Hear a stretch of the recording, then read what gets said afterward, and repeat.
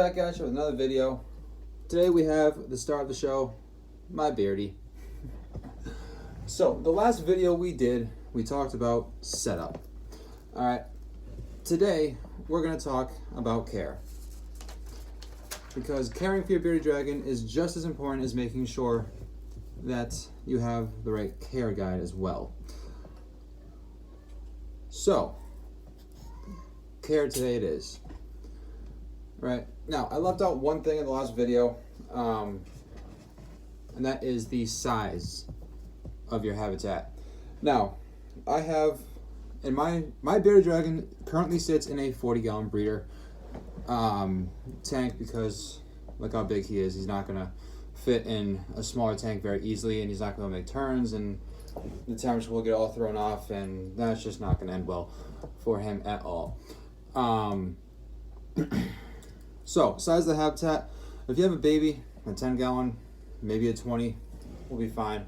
The one thing you want to make sure of is that you don't have too big of a habitat because they will end up getting too stressed out or too anxious, and it will not end well. Next thing we're going to talk about is lights. Now, there's two different types of light out there. One of them is heat, and one of them is UVB. Both of them are equally important to making sure you have the proper care for your bearded dragon, just given the fact that they are both they both play very important parts in its development as a baby. Heat comes in many different forms. You can get heat pads, heat panels, heat bulbs. Heat bulbs breaks off again into ceramic or light emitting, daytime, nighttime. On my bearded habitat, as you saw in the setup video, I have a ceramic heat bulb working on that one. That keeps it roughly about 100 degrees. What are you doing? That keeps it roughly about 100 degrees in the habitat at just about all times. I personally have gone through the heat bulb idea before. I personally don't particularly like heat bulbs anymore, just given the fact of how many blowouts I have with them, especially getting to the higher range wattages. But also realize that the size of the bulb is going to play an effect on how hot you can make it, and that the size of the habitat is also going to play a role in how hot it gets in the habitat from the heat bulb. Me personally, with a 40-gallon breeder setup, I prefer to use a 150-watt bulb, though someone could argue if you use a 100-watt bulb and a heat pad, then it works just as well. Personally, I like the 150-watt bulb on its own. In the wintertime, I do have a heat pad underneath the tank to kind of get the heat coming from both angles of the top and the bottom, just because I find that it will keep the temperature of the tank a little more stable.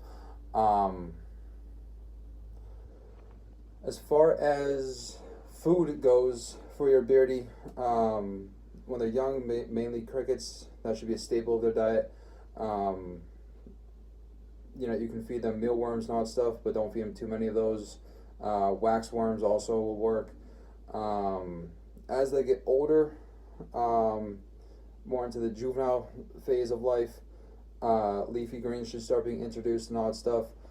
Mind you, throughout all of their feedings, you should have a pretty solid regimen on adding calcium to your beardie's food, because while yes, there is calcium in some of the foods that you will give them anyways, there will not be an adequate amount and can cause certain health concerns as they get older.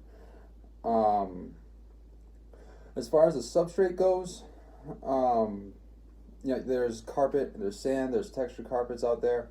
Personally, I like to use the sand. Now that my bearded dragon is older, What I mean by that is when you have a smaller bearded dragon or a baby bearded dragon or a juvenile, they could, when they're eating, they could also scoop up some of the sand into their mouth when they're eating, which will cause health concerns again for them, which isn't exactly a good thing. Obviously, we don't want to injure or hurt our bearded dragons intentionally.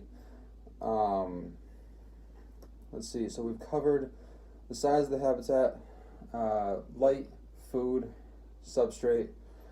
Next thing we want to cover is you want to make sure you have something in there, like a log, like I have, that could also be used as a cave, because depending on where you decide to put your habitat for your bearded dragon, whether or not it's in the living room, a bedroom, even kitchen in some cases I've seen. You know, it's if it's a high traffic area, it leaves more chance for unknown as far as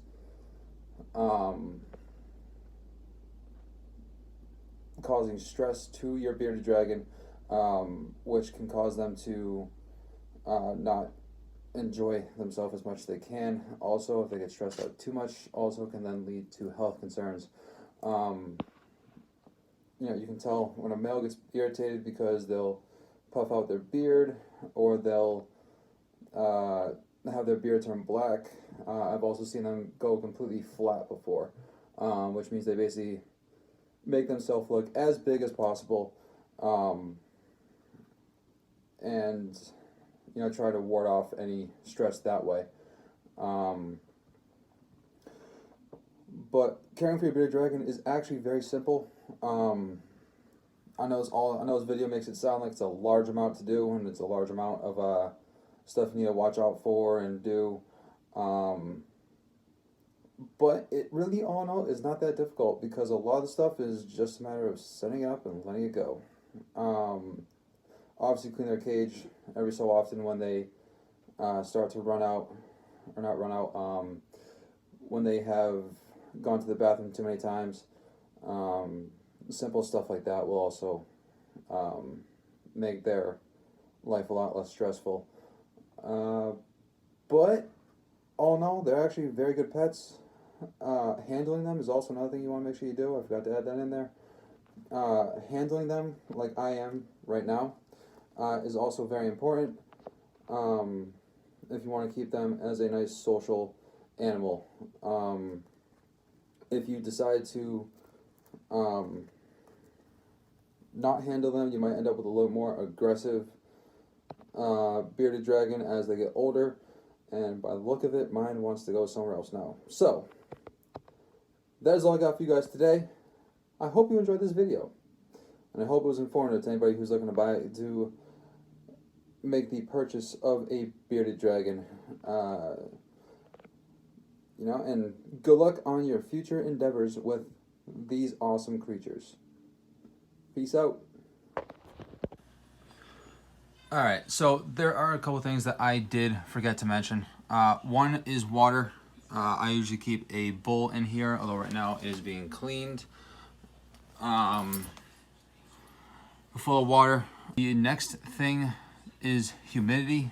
I do not have a humidity gauge in here anywhere, though I usually do spray it down once a week with your typical spray bottle. You know, you can see over here that there is some droplets over there. The last thing I also should mention is that they do enjoy a bath, and when they're shedding, it might actually help them shed a little bit easier. But other than that, that's it.